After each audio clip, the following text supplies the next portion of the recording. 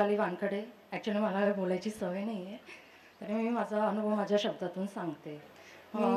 ज्यावेळेस मला कॅन्सर झाला होता त्यावेळेस मी 32 वर्षाची होते आणि माझा लहान मुलगा हा जेमतेम 25-30 दिवसांचा होता आणि मोठा हा 5 वर्षाचा होता. ज्यावेळेस सांगितलं की तुम्हाला हे झालेलं आहे आणि त्यांनी सांगितलं की तुम्ही हे स्पष्ट तुमच्या मिसेसला सांगा. माझे मिस्टर माझ्याबरोबर होते. तर डॉक्टरांनी सांगितल्यावर ठीक आहे, म्हणजे घाबरले वगैरे नाही, पण थोडं वाईट वाटत होतं कारण दोन्ही माझी मुलं अजून लहान होती. 2008 जूनपासून माझी ट्रीटमेंटला सुरुवात झाली. त्यांनी टोटल 13 केमोज सांगितले घ्यायला. त्याप्रमाणे रहिजा हॉस्पिटलमध्ये माझ्या ट्रीटमेंटला सुरुवात झाली. जवळजवळ 3 केमोज घेतल्यानंतर 3 सायकल घेतल्यानंतर माझा अतिशय प्रचंड प्रमाणात केमोचा त्रास वाढत गेला.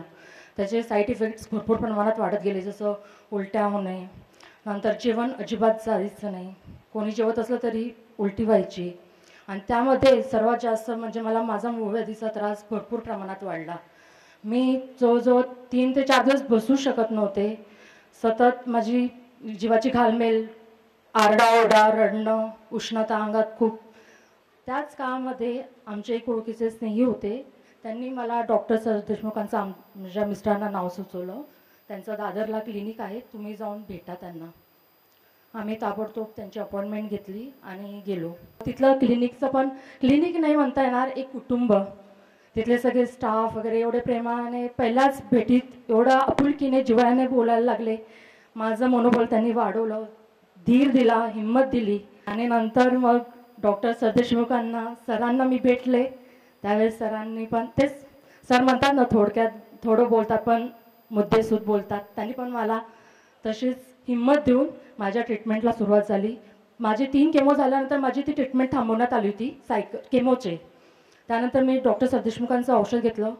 अगदी 1 डोस गेला आणि माझा 70% मूळव्याधी कंट्रोलमध्ये आली.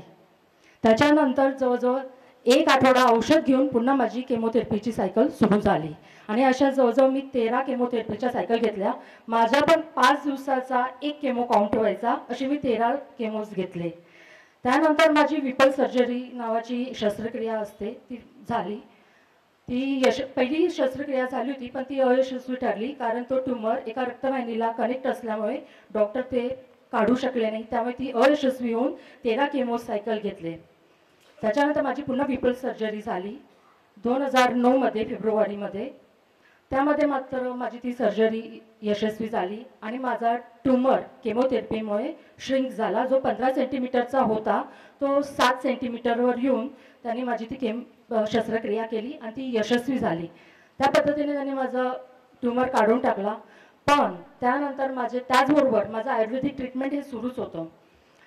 ते 13 सायकल मी केवळ आयुर्वेदिक औषध चालू माझं होतं त्यामुळेच ते शक्य झालं, अन्यथा मी ते घेऊ शकलीच नसते. त्यानंतर ऑपरेशन झाल्यानंतर जवळजवळ मेंटेनन्स केमोथेरपी मी 30 सायकल कंप्लीट केल्या आणि आजच्या तारखेतही आजही मी आयुर्वेदिक औषध माझं कंटिन्यू चालूच आहे. मी एकच असं म्हणू इच्छिते, आज म्हणजे माझा संसार वगैरे सगळं सुखाचा झाला आहे. आज जे पण काही आहे ते केवळ या आयुर्वेदात मुलामुळेच, डॉक्टर सरदेशमुख सरांमुळे आणि येथील सगळ्या संपूर्ण स्टाफमुळे. इथला स्टाफ अतिशय प्रेमळ, जिव्हाळ्याचा, अतिशय खूप चांगल्या प्रकारे ते हाताळतात, पेशंटला धीर देतात. त्यामुळे त्याला ती एक नवीन उमेद मिळते जगण्याची, एक ताकद मिळते, एक हिंमत मिळते. आणि आज नित्यनेमाने माझी सगळी कामं मी सुरळीतपणे पार पडते, अगदी सर्वसामान्य माणसांप्रमाणे. आजही माझं औषध चालूच आहे. मी तर म्हणेल की सरांना अमरत्व प्राप्त हो.